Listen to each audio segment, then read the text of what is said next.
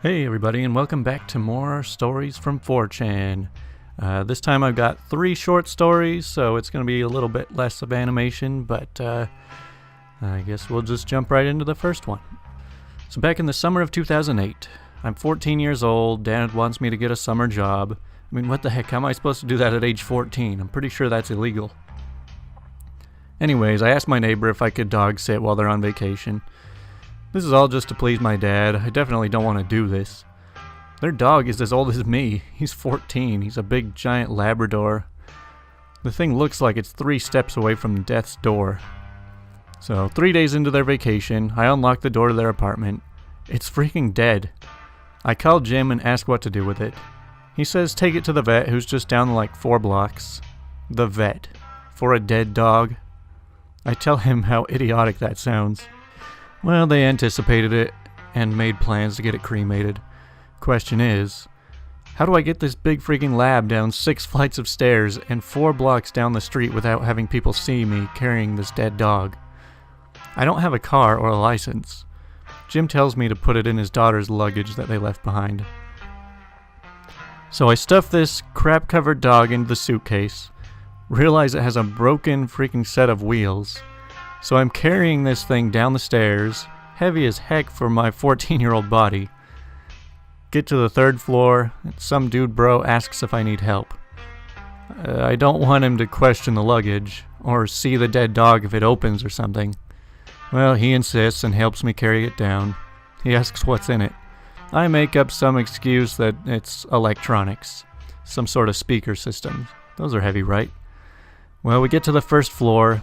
He lifts it up on his shoulders and bolts. I had to call Jim and explain that his pink luggage and dead dog got stolen because some guy thought it was speakers.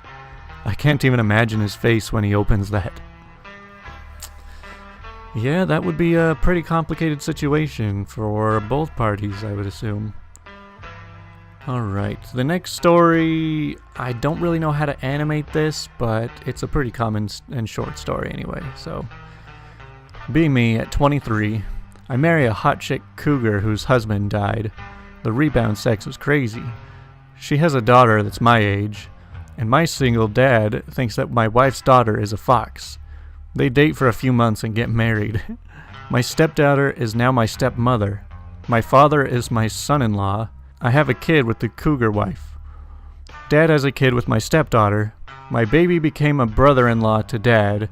My baby is now my uncle. My dad's kid is my sister and my stepdaughter's baby, thus my grandchild.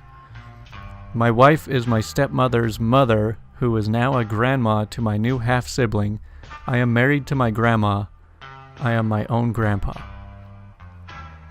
Now I know this is kind of like an ongoing old joke, and I doubt it's ever really happened, but, you know, the craziest part of this to me is that all this happened without any incest actually happening, I think. I think that's how it works. Anyways, here's a chart of how I would assume this all lines up. And on to the 3rd story. So I work as a pizza delivery driver. I make $4.50 an hour and work late hours and get crappy tips. I plan to quit this past week to go back to university this semester. So I'm working New Year's Eve. It's 11 p.m. and I'm delivering an order for 5 pizzas and 3 2-liters. It's a lot to carry. The neighborhood is very far away from the store. I get the pizza delivered 40 minutes after he placed the order, and it was still 20 minutes before the promised delivery time. At the door, the guy complains about it taking a long time and writes a big 0 on the tip line of the credit card slip. I say, "Thanks," in a very sarcastic voice. He says, "Oh, are you gonna cry about not getting a tip?" I say, "You know we only make $4 an hour because it's expected that we'll get tips. When you live this far away from the store, I actually lose money taking these deliveries because of gas prices."